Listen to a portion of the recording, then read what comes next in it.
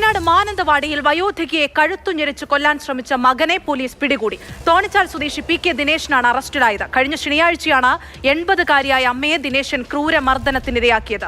M. കമലാണ് വയനാട്ടിൽ നിന്നും വിശദാംശങ്ങളുമായി ചേരുന്നത്. കമൽ, കേൾക്കുമ്പോൾ തന്നെ വല്ലാത്തൊരു സംഭവമാണ്. ഇതിനു മുൻപും ഇയാൾ ഇത്തരത്തിലുള്ള ആക്രമണങ്ങൾ നടത്തിയിട്ടുണ്ടോ? ഇപ്പോൾ ആ അമ്മയുടെ ആരോഗ്യസ്ഥിതി എങ്ങനെയാണ്? കൂടുതൽ വിവരങ്ങൾ. അനശ്വര, ഇത് നിരന്തരം ഇത്തരത്തിൽ ദിനേശൻ അമ്മയെ ആക്രമിച്ചിരുന്നു എന്നാണ് പോലീസ് പറയുന്നത്. മാനന്തവാടിക്കടുത്ത് തോണിച്ചാലിലാണ് ഈ സംഭവം ഉണ്ടായത്. മദ്യലഹരിയിലായിരുന്ന ദിനേശൻ അമ്മയെ കഴുത്തിഞ്ഞടിച്ച് കൊലപ്പെടുത്താൻ ശ്രമിക്കുകയായിരുന്നു. ഈ സംഭവത്തിലാണ് ദിനേശനെ പോലീസ് അറസ്റ്റ് ചെയ്യുകയും റിമാൻഡ് ചെയ്യുകയും ഒക്കെ ചെയ്തിട്ടുള്ളത്. ഇത്രയും പ്രായമായിട്ടും എന്താണ് മരിക്കാത്തതെന്ന് ചോദിച്ച് നിരന്തരം മർദ്ദിക്കുകയും കൊല്ലാൻ ശ്രമിക്കുകയും ചെയ്യും എന്നുള്ളതാണ് പരാതി.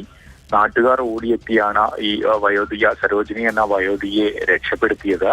ഈ മകന്റെ ഏറ്റവും പ്രധാനപ്പെട്ട ഒരു കാര്യം, വളരെ സങ്കടകരമായ ഒരു കാര്യം, ഈ മകന്റെ ഈ മർദ്ദനത്തിൽ മനന്നൊന്ത് സരോജിനി മണ്ണെണ്ണ കുടിച്ച് ആത്മഹത്യക്ക് ശ്രമിച്ചു എന്നുള്ളത് കൂടിയാണ്.